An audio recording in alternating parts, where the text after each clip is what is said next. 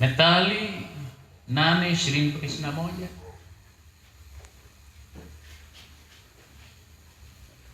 Unalipata. Natembea katika njia ya haki, katikati ya mapito ya hukumu, niwarithishe mali wale wanipendao, tena nipate kuzijaza hazina zao. Natembea, anasema hivi, natembea katika njia ya haki, katikati ya mapito ya hukumu, niwarithishe mali wale wanipendao, tena nipate kuzijaza hazina zao. Wale wanipendao, wale wanipendao. Hagai 2 mstari wa 8. Hagai 2:8. Nisipata asome hapa Hagai 2:8.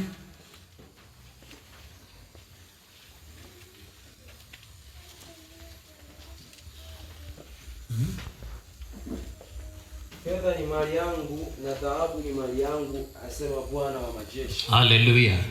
Kwa fedha ni mali yangu na dhahabu ni mali yangu, asema Bwana wa majeshi. Katika Methali anasema natembea katika hukumu, niwarithishe mali wale wanipendao. Kama fedha na dhahabu ni mali ya Bwana, maana yake anasema atawarithisha wale wampendao. Ukumbuke tunazungumza juu ya kumiliki pamoja na Kristo. Kwa hiyo basi, kwa kuwa mali ni ya Bwana na fedha ni ya Bwana, dhahabu ni ya Bwana, kila kitu ni cha Bwana, kwa hiyo anapenda au anataka kuwarithisha wale wampendao hiyo mali, wamiliki pamoja naye. Bwana Yesu asifiwe.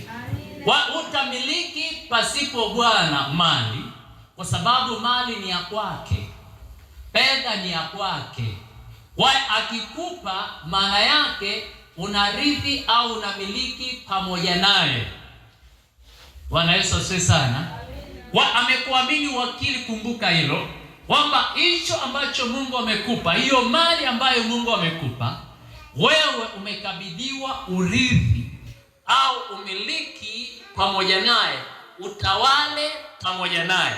Sasa ili utawale pamoja naye, maana yake hiyo fedha yako hiyo isifanye kitu kinyume cha mapenzi ya Mungu.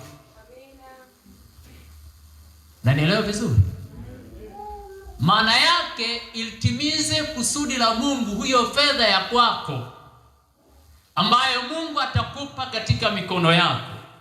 Unapopokea inakuwa katika mikono yako, hii inakuwa ya kwako, lakini aliyekupa ni Mungu. Si unajua kanuni ya fedha? Fedha inatembea. Yaani ikipitia, huwa inapitia kwako, inakuja kwako, napeleka kwa Yohana, Yohana anapeleka kwa mzee wa kanisa, mzee wa kanisa anapeleka na inazungukaga.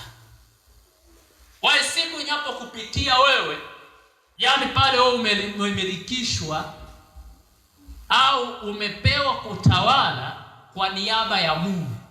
Kwa isipite kwako, alafu kaenda kwa mtu mwingine ukifanyia kinyume na kusudi la Mungu. Bwana Yesu asifiwe sana.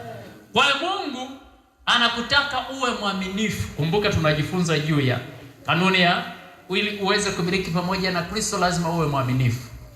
Sasa shida kubwa iliyopo katikati ya dunia ni kukosa uaminifu.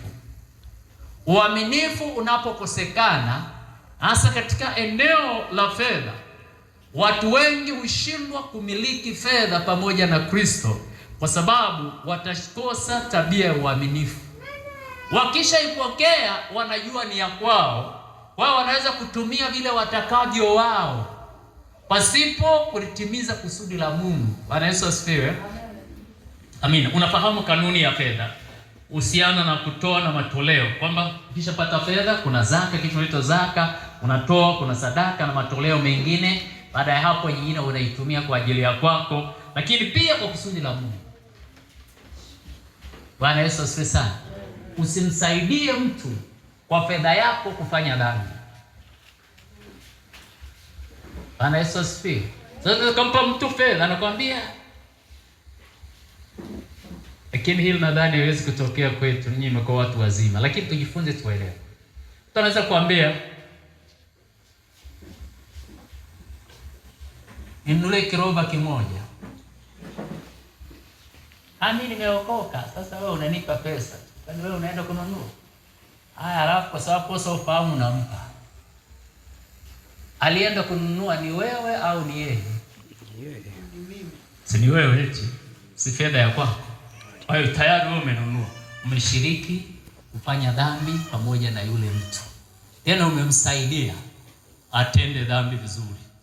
Kwa hiyo fedha yetu au fedha ya kwako wewe, kama Biblia inavyosema fedha ni mali yangu na dhahabu ni mali yangu, basi ujue kwamba ni mali ya Bwana na itimize kusudi la Mungu kama Mungu anavyokusudia. Bwana Yesu asifiwe sana. Haleluya. Jambo la tatu, muda. Kwa lugha nyingine tuite wakili wa muda. Uwakili wa muda. Kama mwana wa Mungu ni vizuri pia kujua uwakili au kufahamu uwakili wa muda. Usipoelewa uwakili wa muda, hata maisha yako yanaweza akachelewa sana, kwa sababu sio wakili wa muda. Siku inapopita, masaa yanapoisha, maana yake huwa hairudi tena. Siku ikikatika ndio imeenda hiyo. Hujatumia muda wako vizuri, basi maana yake hiyo imeingia. Kama ni hasara imeingia, umeshindwa kutimiza au kwa wakili wa muda. Kutoka 31, nasoma Kutoka 31 mstari 12 mpaka 17. Bwana akasema na Musa na kumwambia, kisha nena wewe na wana wa Israeli na kuambia, hakika mtazishika sabato zangu, kwa kuwa ni ishara kati ya mimi na ninyi, kati ya vizazi vyenu vyote, ili mpate kujua ya kuwa mimi ndimi Bwana niwatakasaye ninyi. Basi mtashika hiyo sabato, kwa kuwa ni takatifu kwenu. Kila mtu atakayetia unajisi hakika yake atauawa. Kwa kuwa kila mtu afanyaye kazi katika siku hiyo, nafsi hiyo itakatiliwa mbali na watu wake. Kazi itafanywa siku Sabato ni Jumapili, si ndio? Bwana Yesu asifiwe. Siku ya kwanza ya juma ambayo Kristo Yesu alikuwa kutoka kwa wafu. Kanisa la kwanza liliondoka katika usabato wa Kiyahudi, wakaanza kukutana siku ya kwanza ya juma. Makusudi yao yalikuwa mawili. Kusudi la kwanza ni ili kuadhimisha siku Yesu Kristo aliyofufuka kutoka kwa wafu, lakini kusudi la pili ni ili kuepukana na kumezwa na dini ya Kiyahudi. Kwa Wakristo wa kwanza wakaanza kuabudu siku ya kwanza ya juma ambayo inaitwa Jumapili. Sasa katika siku ya kwanza ya juma ambayo ndio Jumapili, sisi tunaita sabato. Sabato, neno sabato maana yake ni pumziko. Bwana Yesu asifiwe sana. Unapozungumza juu ya sabato unazungumza juu ya pumziko. Sasa Biblia inasema hivi kwamba wana wa Israeli wataangalia siku ya pumziko. Watapumzika siku ya saba, kwa sababu siku sita Bwana alifanya mbingu na nchi, lakini siku ya saba Bwana akapumzika na Bwana akaitakasa siku hiyo. Na Biblia inasema hivi kwamba mtu atakayetia unajisi siku ya pumziko atakatiliwa mbali. Neno kutia unajisi maana yake ni kuchafua. Kwa hiyo ilikuwa ina maana hivi kwamba mtu ambaye katika siku ya pumziko atakwenda kufanya kazi yoyote, wa mtumwa au nani, alikuwa anaichafua ile siku. Na Biblia inasema huyo mtu atauawa. Na kwa sababu wakati mwingine sisi Wakristo wa leo, sisi wana wa Mungu ambao tumejaa roho kumpitiliza Roho Mtakatifu, tunasema hivi, sisi tuko huru. Hakuna uhuru wa kukosa heshima mbele ya Mungu. Bwana Yesu asifiwe sana. Huu ni uhuru wa kipagani. Unapokosea Mungu heshima, hapo hakuna uhuru. Lakini unafanya uhuru wa kipagani. Bwana Yesu asifiwe sana. Mungu aliyesema hivi alikuwa anamaanisha, sio kwamba alikuwa anajaribu kuwalebu au kuwafurahisha wanadamu. Alikuwa anamaanisha, anasema katika siku 6 kazi tafanya, lakini siku ya 7 ni pumziko. Sema pumziko.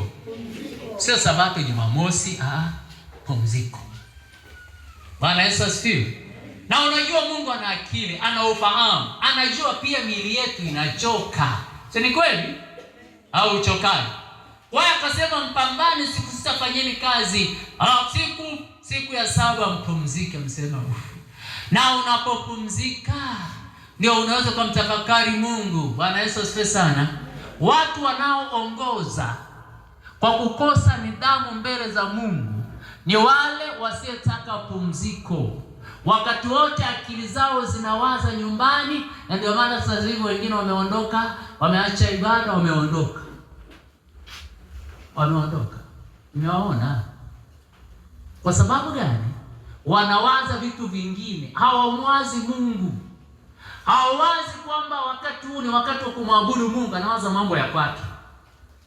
Bwana Yesu asifiwe. Nasema au neno la Mungu linasema kwamba sisi tu hekalu la Mungu, kama ilivyoandikwa, nitakaa katikati yao, nitatembea pamoja nao, nitakuwa pamoja nao, kwa sababu ninyi au wewe au mimi ni hekalu. Bwana Yesu asifiwe sana. Hekalu maana yake labda tuseme kanisa. Kanisa sio jengo. Kanisa ni mtu anaishi, anayetembea. Wewe unapotembea, kila unapokwenda, uelewe kwamba uko pamoja na Mungu. Mungu anatembea pamoja na wewe. Mungu yupo pamoja na wewe. Unapaswa kuelewa kila unapoingia, usijaribu kujibadilisha. Na watu wengi kwa sababu ya kukosa ufahamu, wakifika katika mazingira fulani hujibadilisha na kuwa mtu mwingine, kwa sababu hapa hawapo wapendwa, hapa hayupo mchungaji, hapa hawapo wazee wa kanisa. Yupo yeye na anajibadilisha. Akifika katika mazingira haya kama kanisani, anakuwa mtu wa tofauti. Anakuja kapendeza, kama nguo kavaa vizuri sana, yaani katokelezea utafikiri malaika wa mbinguni. Lakini acha ingia katika mazingira mengine, hujibadilisha, kutana naye unaweza kutamani kukimbia, ukasema sio yule naye mfahamu. Usiwe hivyo. Bwana Yesu asifiwe sana. Jitambue, tambua mwili wako ni wa thamani mbele za Mungu. Yesu Kristo aliugharimia huo mwili baada ya kupotea na kupoteza kusudi la Mungu. Alichofanya Yesu, ameshuka akuokoe, akubadilishe kutoka katika mwenendo wenu usiofaa uliyopokea kutoka kwa baba zetu. Sasa atupe mwenendo mpya, tuishi katika upya uzima na tuonekane mbele za Mungu kila tunapoingia. Kwa hiyo usibadilishe. Nataka nikwambie kwamba ndiyo utatembea na watu maeneo yote, lakini Mungu unatembea pamoja naye. Bwana Yesu asifiwe sana. Alafu wakati mwingine pia tufahamu, wana wa Mungu, ya kwamba Mungu yupo kila mahali. Macho yake yapo kila mahali. Wewe huna pa kujificha. Mtu mwenye ufahamu ambaye aliandika kitabu cha Zaburi anasema hivi, niende wapi nijiepushe na uso wako? Anasema hata ningeenda chini sana, kule upo, yani chini ya bahari, kule upo kuzimu, Mungu yupo. Ningepanda juu, Mungu yupo. Ningetengeneza kitanda changu si wapi, Mungu yupo kila sehemu. Kwa hiyo mwana wa Mungu, elewa jambo hili kwamba wewe, Mungu yupo pamoja na wewe na mwili wako ni hekalu la Mungu, usifanyie kitu cha tofauti kama vile ambavyo Mungu anavitaka. Bwana Yesu asifiwe sana. Katika Warumi 12 tunafahamu hili andiko anasema hivi: ndugu zangu wapendwa, na wasihi kwa huruma zake, toweni miili yenu iwe dhabihu iliyo hai ya kumpendeza Mungu, ndio ibada yenu yenye maana. Anasema hivi: wala msifuatishe namna ya dunia hii, lakini mkubali kugeuzwa kwa kufanywa upya nia zenu, ili tuyafahamu na kuyatenda mapenzi ya Mungu yaliyo mema na ukamilifu. Bwana Yesu asifiwe sana. Kwa miili yetu tunapaswa kuitoa kuwa dhabihu, kuwa sadaka. Dhabihu ni sadaka, kuwa sadaka takatifu ya kumpendeza Mungu. Tuitoe hiyo miili basi. Kama ambavyo unapokuwa mbele za Bwana, unaweza kumsifu, ukacheza, unaweza ukafanya chochote kwa Bwana, basi usibadilishe hiyo. Wakati mwingine nyewe wana wa Mungu mnaweza mkawa kituko. Hello, Bwana Yesu asifiwe. Bwana Yesu asifiwe. Tena naomba tujihadhari na ulimwengu tunaoishi sasa hivi. Ni ulimwengu wenye michanganyiko ya ajabu. Bwana Yesu asifiwe sana. Haleluya, haleluya. Tunaingia kwenye harusi. Tunaenda kwenye maharusi. Tunaenda tulikuwepo kwenye harusi ya mwisho ya jirani yetu hapa. Sasa unafika kule, wanawapigieni nyimbo na kucheza. Analo anapiga, anasema Yesu ni Bwana, alafu wanacheza. Mara anabadilisha, anaweka ndombolo. Na wewe mtu uliokoka huko pale pana uelewe, hata ushtuki, unaendelea kukatikia ndombolo. Mnajua? Mnaelewa? Yaani ule ni mtego wa Ibilisi ili na uchezee shetani. Sasa ndombolo si mchezo wa shetani, haya na mengine. Wanakuwekea haya, wanacheza na wimbo, anaondoa hiyo, anaweka wimbo wa Rose Muhando, nibembeleze nibebe, unacheza. Baada ya badilika, ameweka tena na mwingine waki ulimwengu. Haya, na hapo unakatika. Jamani, tuwe macho, tujihadhari. Bwana Yesu asifiwe sana. Haleluya. Kama huwezi kuchuja umbu na nino na kumeza vyote, basi afadhali usiende kucheza. Haleluya. Bwana Yesu asifiwe sana. Kama unaweza kumeza na kula na samaki na mifupa, ukameza ikaukumiza tumbo, acha usile hizo samaki. Basi nyama hazipo, usikanunue nyama upike ule. Bwana Yesu asifiwe sana. Uende kwenye harusi zako kwa sababu lazima uwepo, lakini usiende kucheza. Lakini kama unajua chuja. Miili yetu sio kwa ajili ya Ibilisi. Miili yetu ni kwa ajili ya Mungu aliye hai. Haleluya. Ndio aliyotuumba. Si ndio? Tumesema Mungu alituumba kwa makusudi mangapi? Naomba usisahau. Hata ukiuliza siku nyingine, kama yapo mengine utakumbuka. Kusudi la kwanza ndio jina. Msimu na kumwabudu Mungu, kumchezea Mungu, ni kusudi la kwanza. Maandiko yanasema, watu niliyejiumbia mwenyewe, nafsi yangu, wasangaze fadhili zangu mimi niliyowaita. Lakini kusudi la pili, utawala, miliki pamoja naye. Bwana Yesu asifiwe. Kwa hiyo ukijua hivyo, maana yake sasa mwili wako utauweka standby kwa ajili ya Mungu kila wakati. Utaweka kuwa tayari kwa ajili ya kuitikia mwito wa kumsifu na kumwabudu Mungu wakati wote, wakati unapofaa na usiyokufaa, wakati unapokuwa na huzuni na unapokuwa na furaha, wakati unapokuwa na amani na unapokosa amani. Utakuwa na wakati wa kumwabudu Mungu kila wakati, wakati wa kulia na wakati wa kucheka, kwa sababu mwili wako umesetiwa kwa ajili ya kumwabudu na kumtukuza Mungu aliye hai. Haleluya. Haleluya, haleluya. Jambo la pili, mali na fedha. Mali na fedha, kitu ambacho Mungu ametukabidhi kwa ajili ya kumiliki pamoja naye. Sawa. Kwa hiyo jamani wapendwa, napomaliza katika eneo hili, ni vizuri kuweza kumiliki miili yetu, kutawala miili yetu katika Bwana.